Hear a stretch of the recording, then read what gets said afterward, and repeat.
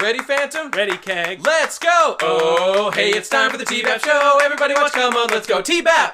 Hello and welcome to this week's episode of TBBAP. Two best brothers bitch about ponies. I'm Keg Standard. And I'm Phantom Horn. This week I'm coming to you live from Philadelphia. It's an on-the-road episode, but just me, not Phantom. He wasn't invited. I'm still here. He's still chugging there. Along. Yes, he is. And watching the Cutie remark. The Cutie remark. Which, if that's supposed to be a pun, then boy. I mean, almost writers, almost. A remark. I see the word play going on, but not any connection to anything else. I see an attempt at it. Yeah, right. Okay, so this was written by Josh Haber, who has written some Rainbow Rock shorts, Friendship Games, Castlemania he had some work on, and I guess that's it. He's like a bigger producer guy. And this definitely felt like one of those. I mean, it was one of the big two-parter adventure episodes, and I thought was interesting because it focused almost exclusively on Twilight, and nobody else was really there, you know, in that kind of capacity. Yeah, and in any case, this was the big season finale. If there was a time to make some big game-changing moves, this was it. And I think... What did you think? What did you think, Phantom? I don't know. I'm undecided. I liked that the focus was a little more down to earth. There wasn't a big earth-shattering battle, although we did revisit some earth-shattering events. We certainly in the form did. Of alternate timeline where, you know, Tyrik's in charge, Nightmare Moon's in charge, Discord, the other one, Chrysalis, Sombra. That's fine. Okay. Now, like, time-traveling stories where you go back and you change something and you can see a different future, that's all old hat. You know, that's nothing new. Sure. I did feel like it was a little novel, the conceit in this one, that the one time traveler has her time travel set, so anytime the other one comes back, she comes back too and can stop her. Yep. That was a little interesting. That was something cool. And it made it so that it, like, every time, like, sometimes it seems almost like Twilight's gonna get the upper hand and beat, you know, Glimmer, but she never does. And in the end, it comes down to, can Twilight convince her to stop doing this before she rips the scroll and makes it all Yes, because stop. Starlight Glimmer is a much, much better wizard than Twilight Sparkle is. Vastly superior. No. And, in fact, the greatest of all time. She just got Star Swirl's spell. If Twilight had gotten that spell, she could have done the same thing. Well, she got it, and she changed it and made it better than Star Swirl was ever able to. How do you know that Twilight couldn't have done the same thing with the same spell? Because she already claimed to have seen the spell and said that there was a limitation on it? Well, then why did she know so much about it? She said he could only do 2 weeks. She'd heard of it. She'd heard of what it did. She'd never actually seen that scroll before. This is basic shit, Keg. Anyway, basic this episode was shit. great, and it was fantastic. And you think so? There was, it was great. It was really good to see revisit a lot of the things, like the when they first go back in time, and we see Sombra has taken over and is ruling the Crystal Kingdom. I was super hyped. It was the coolest. It was the best. That was like. That was the best part of the episode. Of all the alternate timelines, the everyone went to war is like wicked everyone cool. being on the fucking warpath, like seeing Applejack working at like canning food for the troops. She's working at like canning war sauce. Yeah. And Pinky's off, I don't know, and making like war parties. Nah, dude, she and Maud together were on the battlefield and like saved Rainbow Dash. Seeing Maud and Pinky bust up that rock was so awesome. Maud and Pinky, it was amazing. Rock drilling specialists. So cool. Though it kind of... How come Pinky didn't just break that rock before? Is in this world, does Pinky now have super strength? Because she didn't have it before when she really needed it. Maud needed it. But whatever. Maybe she does have super strength. I don't care. Yeah, it was great. It was super cool seeing the dudes be like different versions of themselves in different timelines. In a way, it was kind of cool most of the time. No, it was great. It was fantastic. It was one of my like seeing Fluttershy be a total crazy jungle lady in like the Sakura timeline with Chrysalis. I actually thought that one was really lame. I actually the feed cut out and I missed most of that. I only saw the beginning. The jungle one was just like, oh, we're in the jungle. I wouldn't know. I didn't see it. It's war, but in the jungle. Well, I was wondering why are they in the jungle cool exactly? Listen to me, gosh darn it. Okay. It was pretty cool that Zecora was in charge, and because Zecora got some screen time and got to be pretty cool. She's nice. It's funny because like Zecora with her weird potion smears, she's the only one that like figures it out. She's like, oh, I see. I think there's some time shenanigans going on here. She's the only one. She's the most up and up on the whole thing. She's always been pretty wise. It is. I could believe it too. It was a good little moment for Zecora, who has she even been in this season? Maybe once or twice. I don't think so. Yeah. Yeah. Let me direct on the subject of alternate timeline ponies. Let me direct you to a real awkward moment where yeah. Why does question why does a member of Luna's royal guard take off her helmet? Answer, to show that she's Rainbow Dash. Yeah, I know. Just in the course of talking, like, hey, prisoner, why are you invading our castle? Removes helmet. I'll get you. Yeah, it's just one of those things. I know. It's just one of those things. Because we wouldn't have known. Yeah. Actually, man, she looked like such a dyke with that haircut. How cool would it have been if they didn't show her mane? And I mean dyke as respectfully as possible. Go on. And all you could see was that she was blue and that she had Rainbow Dash's voice, and you just kind of had to put it together. That would have been better. That would have been way cooler. Yeah, I don't know. They just really want to make sure you get it. You know, I know. That's one of those things that feels like it's for the little kids. It's target demographic. Yeah. What else is going on? I won't begrudge them that, though. Just in general, I thought it was great to see kind of like the what-if scenario of each of these dudes had like taken over. I thought it was cool. Yeah. The first time. Mm-hmm. When I saw the war-torn environment and and you heard Applejack recount the history of how the Crystal Empire came back and everyone had to go off to war. And you saw the battle where all the ponies are like, sissy fighting each other while Sombra looks on as though he's a badass. Right, which he is. Well, he is. That's not up for debate. He alone is. His army. Phantom, you out of everyone should be excited for the kind of future that King Sombra promises. And should want this. I'm just saying the violence on display wasn't up to my standards. Well, they were enslaved. I did like their helmets though. I think those were like some hella evil helmets. They were. I really liked the depiction of war in MLP in general. I thought it was the actual war. But I really liked seeing everyone doing war jobs. Yeah, I mean, I filled in the blanks for all the bloodshed, on my own. It made me think about privilege. Okay.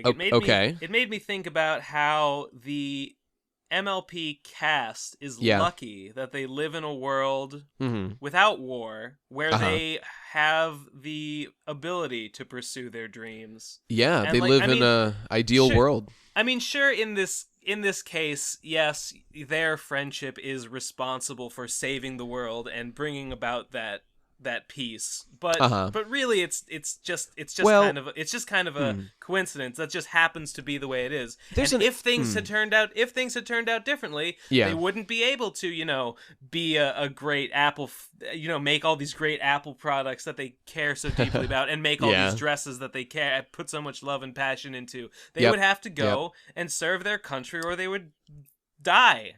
Think about that. No, I'm with you. It's a sobering realization. There are very real threats in Equestria that just are conveniently put down by people in power. It's like their ability to live the way they want to and pursue their passion is dependent on the times and the circumstances that they live in. Rarity wouldn't be a great dressmaker if Crystal Empire was attacking. I don't know. Maybe I like that stuff. In a way, I thought this was kind of sort of like a more. I'm probably not going to say this right, but it's like kind of the way that Magical Mystery Cure should have been, in the sense that it's like an alternate history thing. Like, it doesn't make sense that Applejack would be attempting to make dresses and been failing for what, like her whole life? Yeah. And this. Wait, did we see their cutie marks? Like, were they different? That's the biggest. I was wondering about that. That's the worst thing. The worst thing about this episode is that that their cutie marks are always covered. In none of the alternate timelines. In none of the alternate timelines do you ever get to see what their cutie marks would have been, which is such a cop out and super lame. Sure, they would have had to think of a whole nother cutie mark, and it would have implied this whole like alternate history, and there would have it's not the focus of the episode, but I don't care. I still would have wanted to see it. If Applejack working on the war farm had just had like a can with an apple in it or something, that would have been, or even if something that didn't make any sense, like if Rock Pinky had like a rubber duck gun. as her cutie mark, it doesn't need an explanation. It would have been interesting. You know what, Phantom? It would have made me think about what happened in this world. You are completely right, and now I'm pissed off. Why the fuck didn't they make those cutie marks? I know, right? What a missed opportunity. I was thinking, before you said that, I was going to say, like, it's okay, because at least they didn't show that it was the same, but what a missed opportunity. Fuck this. Okay, but at least we know that obviously their cutie marks are clearly different. They're definitely different. Actually, you raised an interesting point. What if they are the same? What if they did eventually get the same cutie marks, just their circumstances were different? I never even considered that they might have gotten the same cutie mark. They might have. I choose not to believe that based on the Cutie Mark Crusaders, and that they clearly affected their thing with their friendship is kind of what made their cutie mark what it was. That's true. So there's some malleability here. I'm with you. They were totally different cutie marks. And fuck this shit. I don't know. I think it's conceivable that Applejack might have gotten an Apple cutie mark later, but just maybe the circumstances would. We just don't know. We have no answers. We've only got questions. Fuck this episode. Yeah. So by the way, that's not a decision I agree with, to hide the cutie marks. I don't. Man. On the other hand, the fact that they hid them does make you speculate, and was that intentional? No, I chalk it up to laziness. They just didn't want to commit. Fucking assholes. They just didn't want to commit, and I can understand that, but I don't like it. Yeah, man. I want things to inspire headcanons. Man, that moment when they're like, Applejack, where is everybody? And they're like, oh, they got shipped off for the cause. And they're like, what cause? The cause. That was I got such a World War II vibe of great. We have to defeat the evil overlord, or we're all fucking doomed. Man, it was so sick. Yeah, it was the best. It was the best. Unfortunately, then the next time she goes back and it's this other war scenario, it wasn't the trees or whatever as cool. Yeah, it didn't have. I mean, on the one hand, it just didn't have the impact of, you go to Ponyville and it's all abandoned because everyone had to go off to war. Yeah. Oh, and that's a purely meta thing of they wanted a different kind of end time scenario. But then when you see it again, you see, Pinky and Fluttershy live in the jungle and they're like this hidden tribe. It's a little sillier.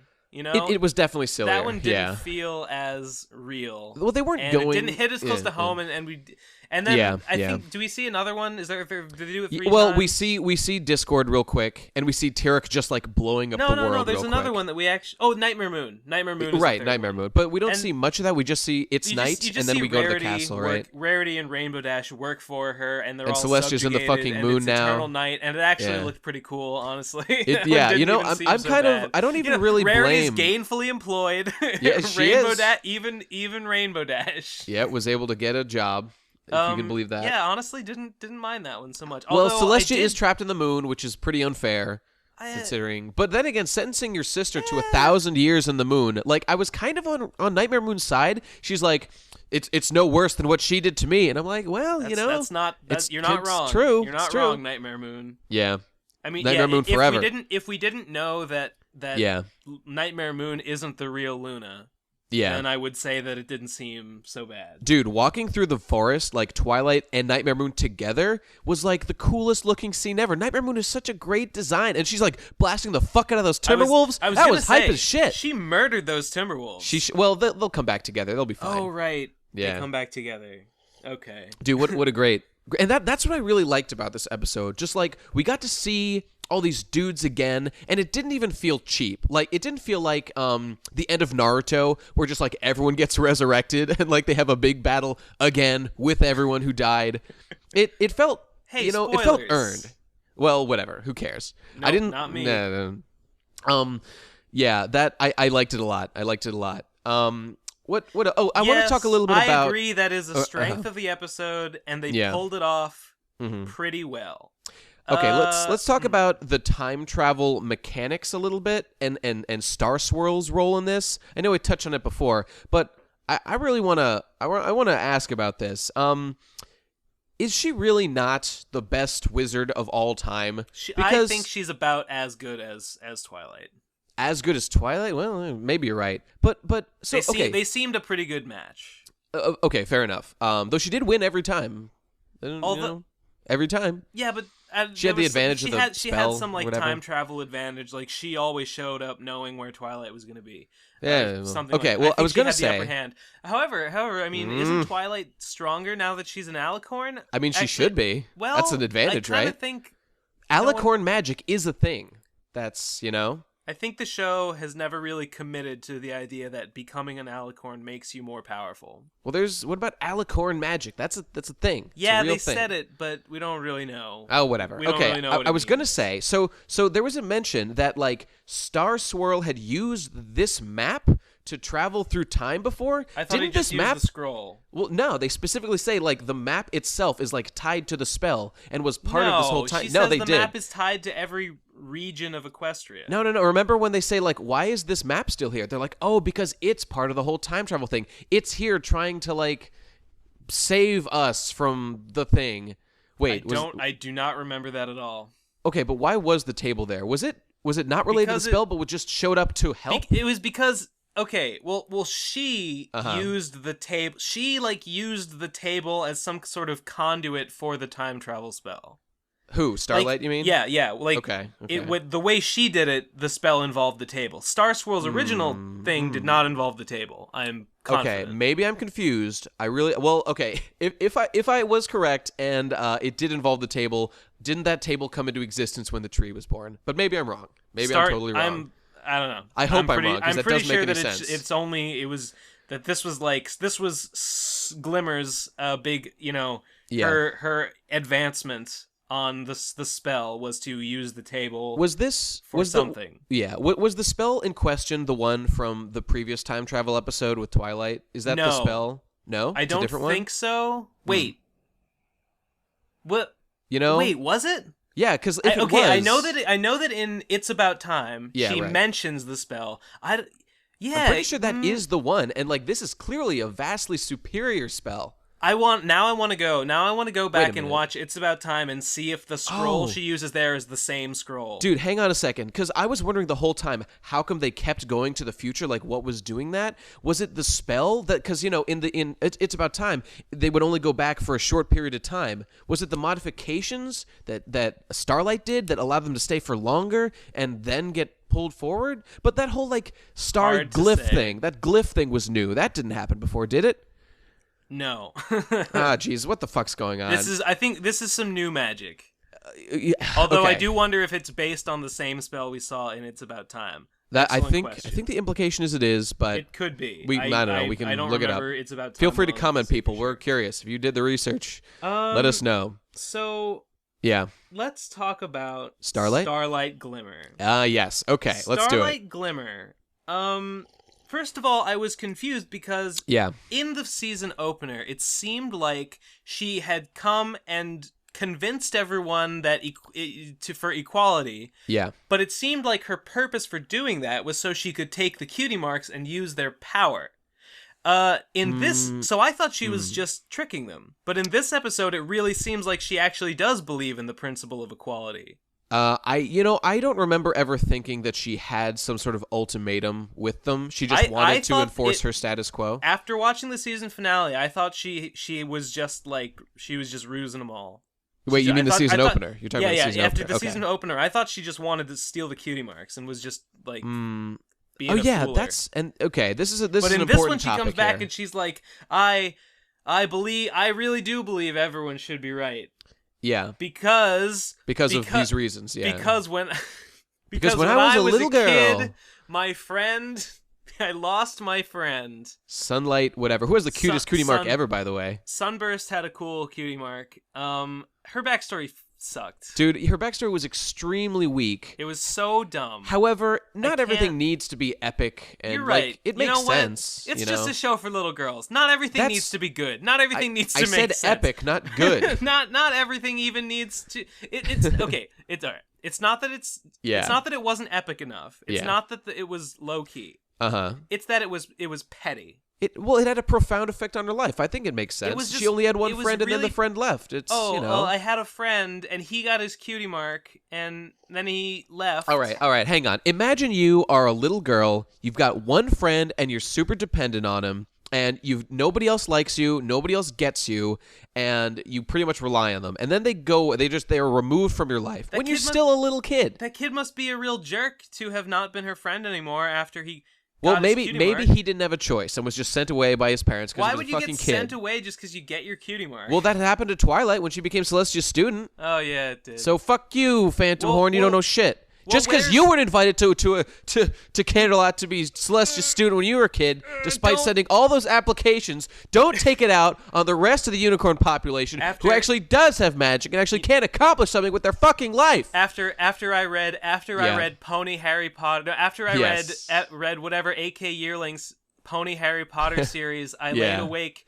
Harry my 11th birthday, I laid awake waiting for them to send a raven with a scroll telling me to come to Hogwarts. That you had been a secret unicorn all along. I'm mixing up my Yes, I waited for a giant to show up and say, "You're a unicorn, Phantom," and sit on my birthday cake. Yeah, but he never sat on it.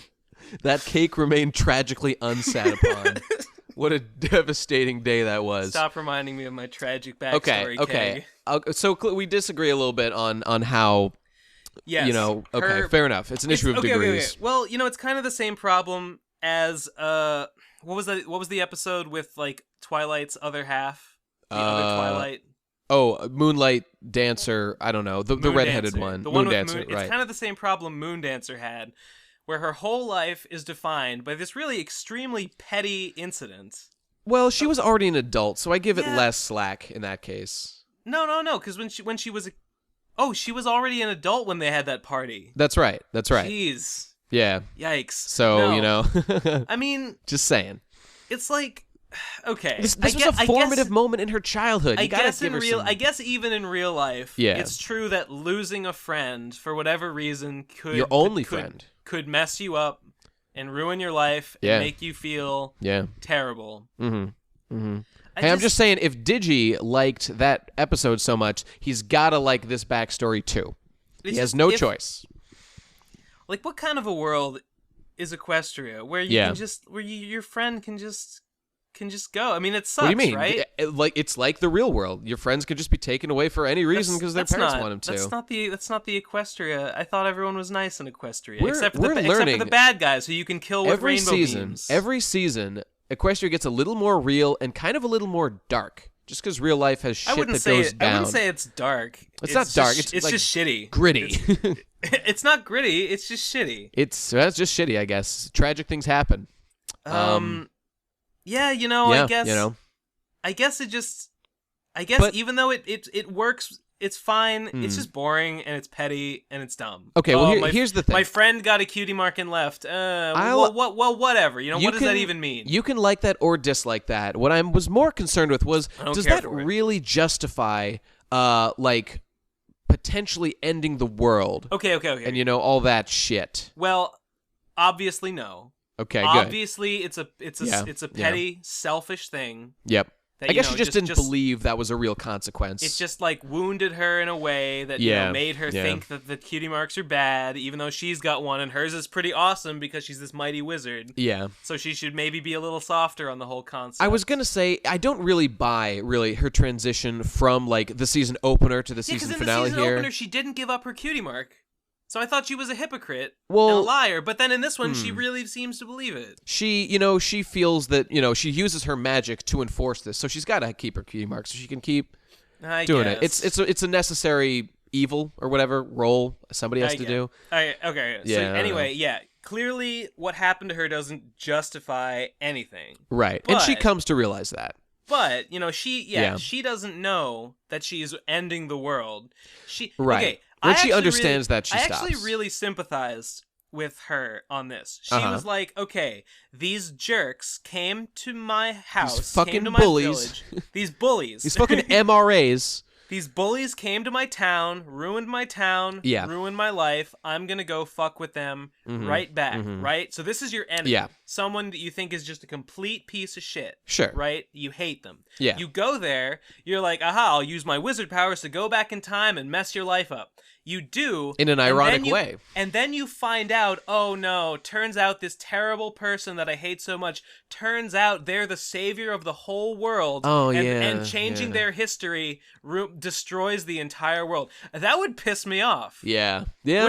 Wouldn't it piss you off? It certainly would piss me off. And so you feel robbed. I'm like Starlight Glimmer, she's like, she asks, like, what makes you so special? That's a good question. And I was like, Nothing. great question. It's just it's just your bad luck that the person you decided to, destroy their life with time travel magic happened to be whoopsie-daisy. Perhaps there's a lesson here. Like the most important people in the whole world. Child Twilight had committed no wrong. Take your grievance up with adult current Twilight. Don't fuck with little baby whatever. She didn't do anything. I know. No. Obviously, what she was doing was pretty messed up and evil. Okay. There's some self-reflection to be done. She should have gone back and beat the shit out of Sunburst for abandoning her. No, I mean, why doesn't she just go fucking... I really wanted to see her reconnect with him in this episode somehow. Yeah, I was surprised. But I thought he was going to come back. Yeah, I thought in the end she's like, he left to go to magic school and I never saw him again. And Spike's like, why? And I was like,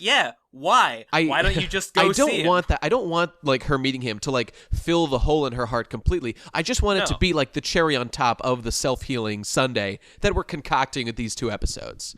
But okay, so on the subject, like she's distressed to discover that these people she's trying to mess with are the most important people. They try, and messing with them ruins the whole world. Yeah, and they try to kind of dial that back at the end, and Twilight's like, I don't think it's just us. I think that weakening our friendship, weakened like all friendship, or maybe I think it was trying to imply.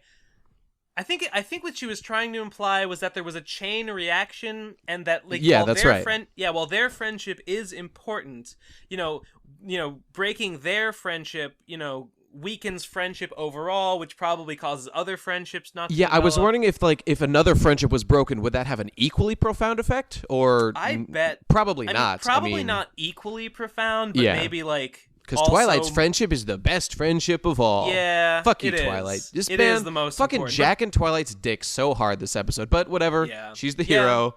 But she's like, but you can't blame her for it. I can't blame her. No, I can't. It's just cosmic coincidence that my friendship happens to be what determines the. And even Twilight was like, "Look, I'm not really sure why my friendship's so important. It just is. It just is." Oh, good. We can't blame Twilight. So okay. I want to bring something up about this.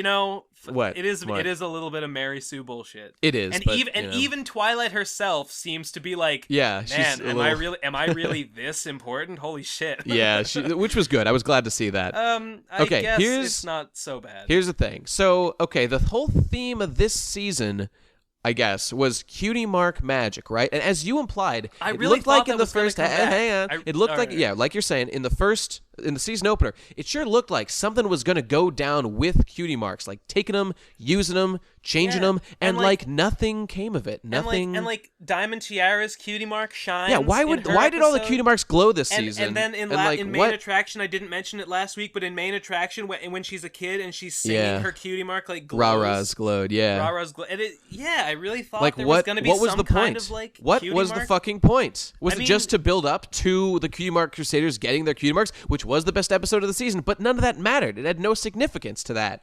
Well, I guess Cutie Marks have always been a magical thing. Yeah, but I really like what they've done. I wish more had happened with it. Yes, I really like what's been done in showing that Cutie Marks are.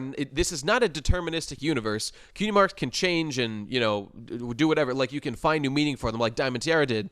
But like I thought there was going to be like a real, actually, no, this is great. This is fantastic. I'm so glad they didn't do anything with Cutie Mark magic, because as I said before, I fucking hate the idea that Cutie Marks have some additional super duper magical spell. Well, that was just my headcanon. Right. That there was gonna like unlock the Cutie Mark's true Yeah, and power. that sounds fucking horrible. Thank God they didn't. But as you said, it sure looked like something was going to happen, and then nothing did. So nothing why happened. even do it? It was just you know. Maybe we just misinterpreted. Magic. All these glows were really just your normal run-of-the-mill Cutie Mark magic. You know, the day-to-day, down to earth. You know,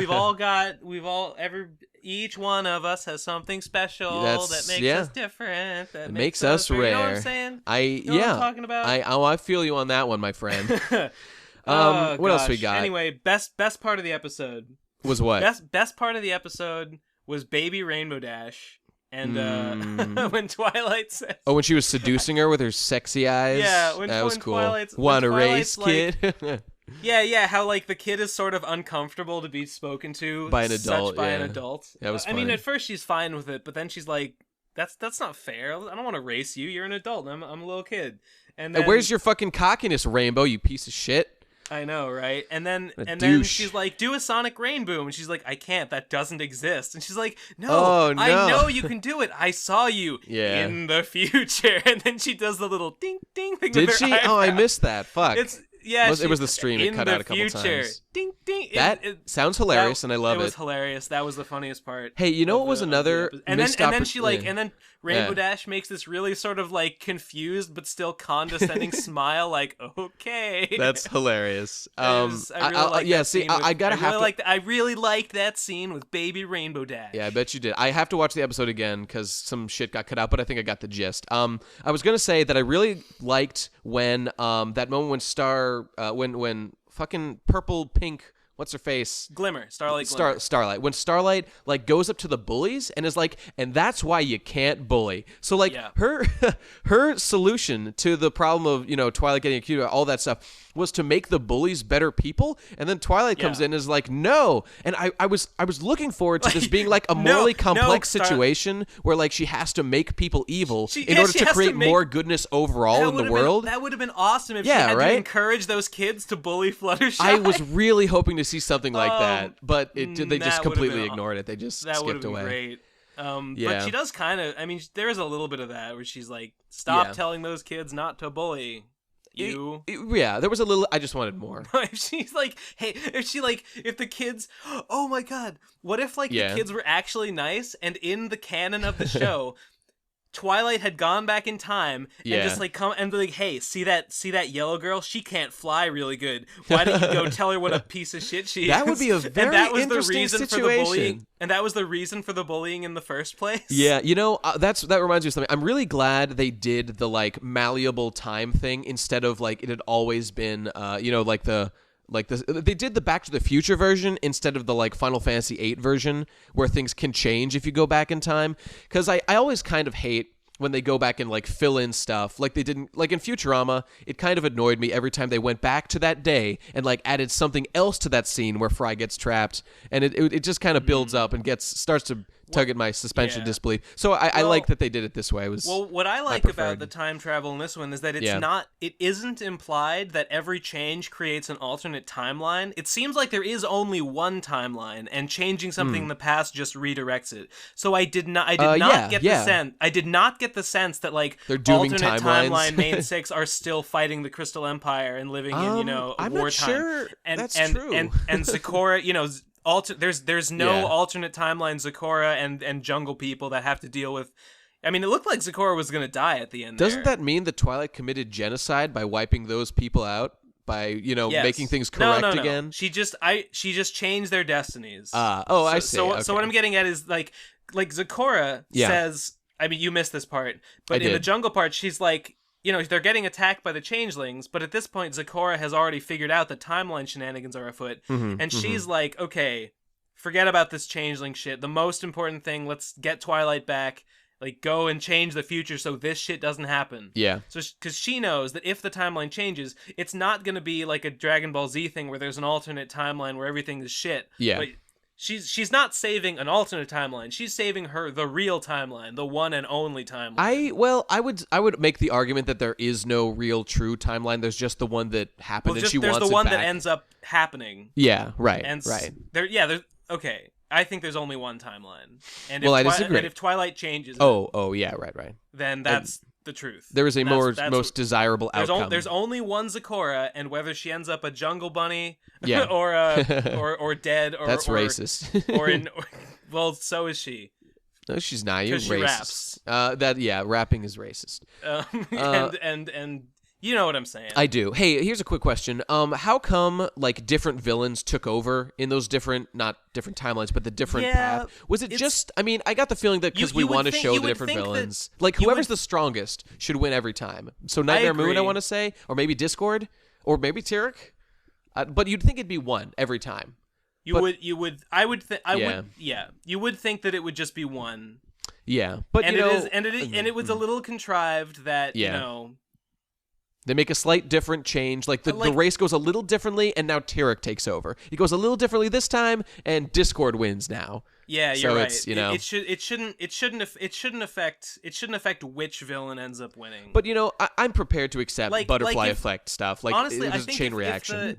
If the main six never show up, I think that it would just be Nightmare Moon, because that was the first catastrophe they averted. True, and Tyrek would be easily dealt with at first. Although Discord, then Discord would show up, and then it would be a conflict between Nightmare Moon and Discord, and I think Discord would win. I agree. Then I think Discord, but then Tyrek could probably beat Discord. I mean, under certain situations he could, but he only beat him because he tricked him into being friends with him. Yeah, he would have to be. He would have to be released in the first place. That's right. Well, so I mean, I could see certain. He broke out on his own. I mean, I can't ever see Sombra beating Discord. It's not. And probably not even. Well, I don't know. Maybe Nightmare Moon. Maybe Sombra might be a match for Nightmare Moon. Maybe. Where did Sombra get his power anyway? Did he just do dark magic? He's just a really powerful evil wizard. Sombra is so cool. I wanted him to talk. He didn't talk. That was unfortunate. I'm fine with leaving him just as we remember him. That Sombra war scene was just so good. I loved every second of it. Not the war. I mean the situation. I loved it. The war was pretty. If the fighting itself hadn't been so lame, it would have been really cool to see Sombra stomp into the battlefield, not even giving a shit about all the murder happening around him. And then when some people come up and try and attack him, he's just stomps his hoof and makes these big crystals. Rocks and whatever. Yeah. Whatever, man. I'm the crystal wizard. So cool. Yeah, it was pretty good. Fucking love that dude. That G-rated violence though. Yeah, it's true. It kind of takes away from it. It really did rob the scene of what tension it could have had. So basically, this was the story of a bitter cunt who destroyed the world because her boyfriend dumped her and moved on to better things in his life, and she had to get her shit pushed in order to realize not to be such a bitch. because we know that she really does believe in the whole equality thing. Right. And we see her talking to the bullies and telling them not to bully, and she seems to really believe what she's saying. She really does want everyone to be nice. So we know she's not wholly bad. Yeah, she's sincere. Yeah, she's sincere, which is good. More or less okay. And then when Twilight's like, "Listen, I know it must be really annoying for you to see that if messing with me ends the whole world," she's like, "Gosh darn it, you're right. But I guess I'll have to." She does. She's like, "Okay, well, I won't end the whole world." Yeah. Even though it sucks. I am just gonna go out there and say I thought this was the best two-parter of the series. I definitely liked it more. No, I don't think it beats Return of Harmony. I disagree, but Return of Harmony is really cool. It's pretty cool. Maybe it's overhyped for me or something. I don't know. Even I really like this. I like the Tyrek one too in its own ways. Yeah, well, I mean, I liked it too. I just like this one more. I don't know. I'm not ready to make any sweeping statements and say that it's the best. I didn't think it was. I didn't think it was miles ahead of any of the other ones. Well, here's one thing I really liked about it. This felt more than any episode before this is what I've been waiting for. Seeing Twilight really, really act like a real princess of friendship. Here you've got a villain whose problem, she's got superpowers, she's causing the world to end, and her problem is directly related to a friendship issue, a friendship problem. And Twilight is in charge of it. She handles it, and it's not that she's overwhelmingly overpowers her. She negotiates with her. She explains to her the situation. Man, this is what I've been waiting for for You're Twilight to finally be the real princess of friendship. This was it. That is great. Yeah. It is, even though I thought her backstory was pretty weak. Fair enough. It still is, in principle, it still is good. She's got her evil, such as it is directly caused by related. a friendship problem. Exactly. And Twilight's got to solve the friendship problem, and she more or less does. Yeah. And in the end, they don't defeat the villain. They make friends with her. I love which that. is what MLP should be. Yep. You know? It was That's great. That's what was wrong with a lot of my least favorite episodes this season. Yeah. Was that the villain was just a jerk, and they end the conflict by defeating or exposing or just calling out the villain and saying, hey, you're a jerk. Yeah. And he's like, I hate you. Hey, speaking of irredeemable jerks, how about that future where like the Flim Flam brothers have like taken over the world and have like industrialized everything? I mean, we didn't see much of it. Hard to imagine what events could have led them, the Flim Flam brothers, to defeat Sombra, Nightmare Moon, Discord. Yep. The power of science, the power of gutsmanship, of yucksmanship. What if one of them was like Gilda? Like the Griffin Empire had expanded and Gilda was like the evil queen. It could have happened. Yeah, She's a punk. She's a bitch. Yeah, sometimes. Because Rainbow Dash and Pinkie Pie never went and showed her the true meaning of friendship. Yeah, oh, boy. yeah. She was never friends with her at flight camp or whatever. Yeah. It was cool. Awesome. Was there anything? Hey, one other thing that I liked when I was watching. I liked the episode, especially for the reason I just said. I was thinking as it was ending, like, man, I really like this episode. There's just one thing it's missing. I wish it had some music. And right at that moment, that final song kicks in. And man, I went on MLP. And I saw a bunch of people being like, they did so good until they had to stick that song at the end. Fuck you people who don't like the songs. The songs are the best part of the series. Get the fuck out of here. They're the best. This song was great.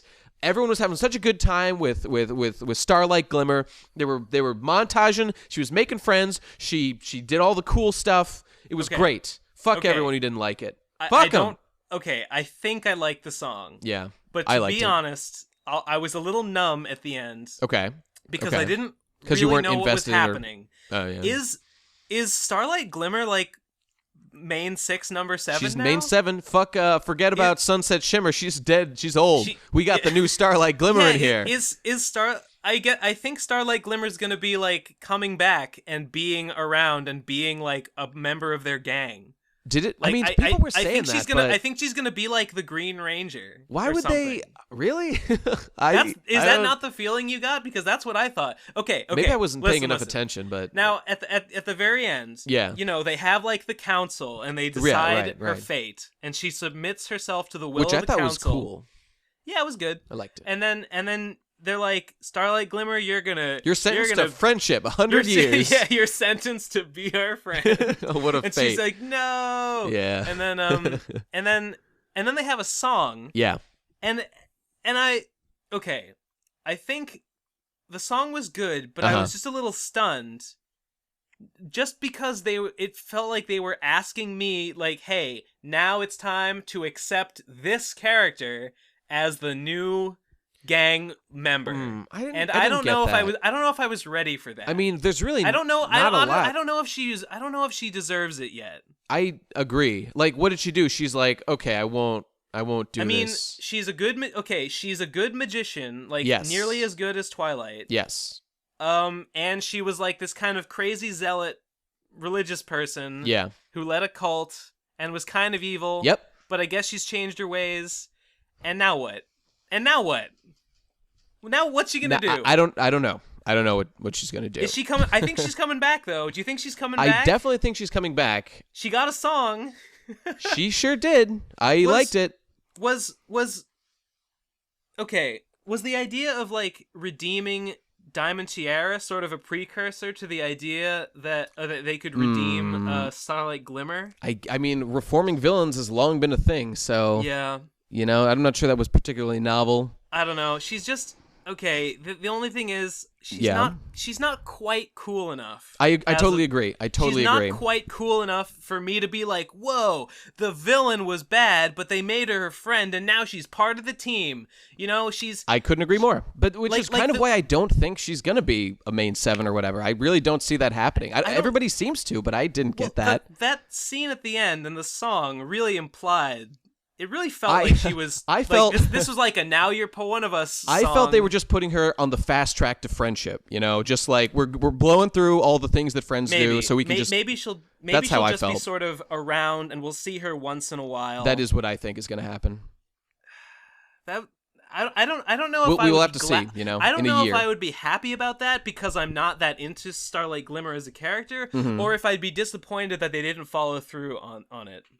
I'll have to watch it again. Honestly, it seems like a lot of people are thinking that. But I don't. Yeah, she's like, we'll see. Like, we'll see. When the I don't know. I don't know anything. I don't know. That's something I'll be interested to see. Maybe. What? I don't want to jump to any conclusions. Yeah. I don't see what kind of like. I guess it might be interesting to see like slice of life episodes about Starlight Glimmer. It'd be okay. But I guess. Here's what I wouldn't want. I wouldn't want them to be like Sunset Shimmer. You know, like everyone like hates you because you were a villain, but now you got to go around and be nice and make friends. I wouldn't want to see. I that. really like that. I would part like of the song. I would like for everyone to just be over and done. Like, okay, you were bad, but now you're good. We're cool with it. Let's move on, and let's have like more uniquely Starlight Glimmer. Now a Diamond Tiara dealing with the repercussions of her life of evil. I would like to see some of that shit. Her 2 years of bullying at school. Yeah. By the way, I really like that scene where she went back to the equals town and made friends with everybody. That was short. And they were it was mad sweet. at her at first, but then she's like humble, and then they hug her. That was nice. I like that. That was nice. I like that. That was nice. Anyway, that's it. We've pretty much talked about everything going on here. I think. You got anything else? Well, I will say this. Last week, I predicted that the season finale would be such that it would that it would be no big battle, and that it would set the stage for season 7. And I'm thinking that did kind of happen. Yeah, maybe Starlight will, if she does have a prominent role, maybe in the next season, then you'd be totally right by that prediction. I feel like she'll definitely be there. Yeah. But how prominently? I don't know. I suspect not. Will super she be on the level of like one of the main 6? The song seemed to imply that she would be like a main person. Impossible. Or will she just be kind of around and we'll see her once in a while? I really think it's going to be that, but we don't know. We can speculate all day. Oh, by the way, there was one thing I also wanted to bring up about this. Knowing it was a time travel episode, a lot of people were thinking like, this is the chance. This is Hasbro's chance to fix all the things about the show that are bad. Chance like to go back to season 3 to G3 and make it good like G4. Yeah, they were gonna like. I saw people actually being like, "Oh no, they didn't undo Twi's wings. They didn't get rid of the castle. Oh no, why didn't they do that?" Like that's a criticism of the episode. That's dumb, guys. Pretty dumb. You gotta move on from this shit. Sorry, your headcanons weren't confirmed. That's broskies. the saddest thing I've ever heard. sorry, your nerd whinging wasn't pandered to. Nerd whinging. That's a good one. Okay, I'm ready to Do you call want to give it judgment. a score? I mean, yep. I'm done. I got it. I've said it all. Everything I wanted to say. Give it a score. Here's my score. I give it. It was the best 2-parter of the season. It did Twilight as a princess role more justice than any episode thus far. I give it. I can't quite give it a perfect score or anything. I'm going to give it like a very strong 8, almost a 9. I would give it an 8 too. Almost a 9. And I would say that I can't directly compare it to any of the other season finales. It's very different, yeah. It's very different than all the other, and I like that it's different. I like the hyper focus on one character. It was kind of cool. I like that it's different. I don't know if it's better or worse, but it's different, and I like that. Me too. Okay. And I guess that's it. Whew. All right, everyone. Thanks for making it through this 45 minutes. Yep, and this is the season finale, so hiatus time starts now.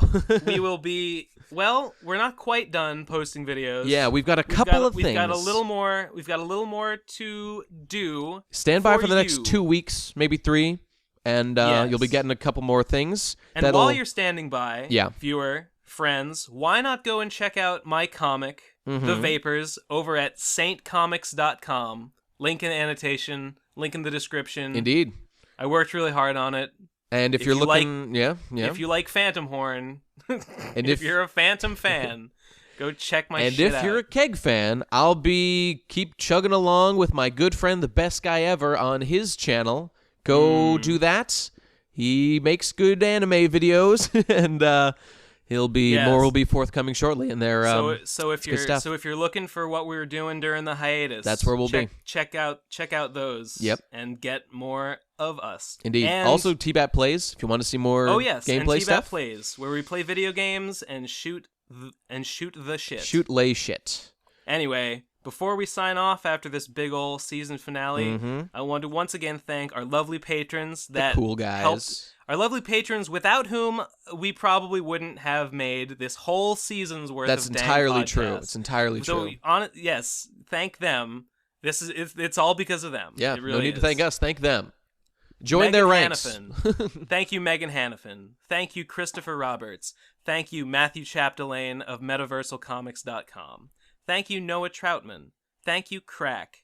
Thank you, Michael Anarelli. Big thanks to Michael Anarelli. That guy was a major guy. supporter, a long-time supporter. Can't thank him enough. Brian, I'm gonna go with Dagam. I'm gonna say Dagam until I'm corrected. Nell Bells. Thank you. Thank you, Alicia Silverstone's stunt double from Clueless.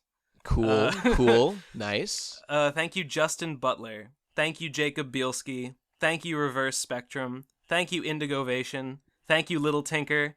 Thank you, Justin Adams. Thank you, J-Time.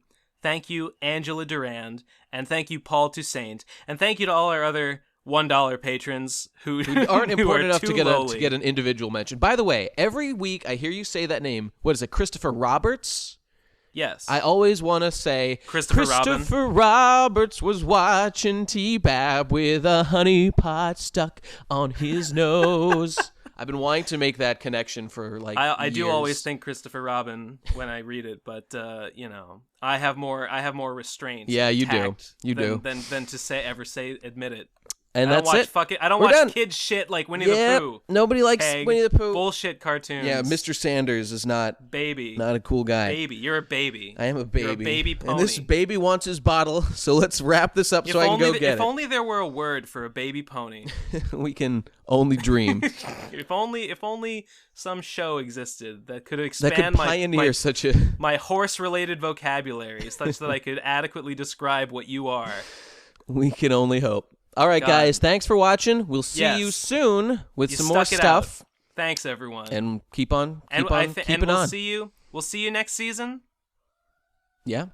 Yeah. That's the plan. If you guys show up to the party, as will we. We'll see you in a year or so. Bye, guys. And sooner. And forever. Mm-hmm. And always. Always. Keg, I can't let it go. You gotta let it go. I can't let this last episode go. It's all I have. But we've already made our money cap on it. We can't make any more money by going longer. We have to stop. Well, time to bail then. All right. Thanks for watching, guys. Bye-bye. Thanks for watching. Bye-bye.